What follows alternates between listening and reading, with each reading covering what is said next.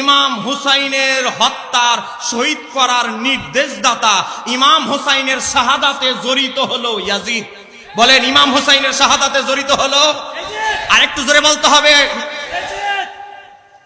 আজকে এজিদকে রহমতুল্লাহ আলাইহি বলার জন্য একদল লোক তাফসিরুল কোরআন মাহফিলের নাম দিয়ে চর্চা করে, এজিদের চর্চা আছে না নাই? এ বাবা, আজকে একদল লোক বের হয়েছে যারা আমার নবীর সাহাবীদেরকে সমালোচনা করে, আছে না নাই? এদের সাথে আমি একটা বাহাস করেছি অনলাইনে, অনেক আলেম ওলামা দেখেছেন, কথা কন না কেন, ঠিক কি রে? আমাদের বক্তব্য হচ্ছে, মনে রাখবেন, আমাদের বক্তব্য হচ্ছে সাহাবীদের মধ্যে 12টা ক্লাস। 1 নম্বর ক্লাসের দরজা সাহাবী হচ্ছে খোলাফায়ে রাশিদিন। জোরে বলেন, 1 নম্বর মর্যাদা হচ্ছে খোলাফায়ে, তাদের উপরে কোন সাহাবীর মর্যাদা। এই খোলাফায়ে রাশিদিনের ভিতরে আহলে বাইতের একজন সদস্য আছে না নাই? জোরে বলেন না কেন, আছে না নাই? আছে।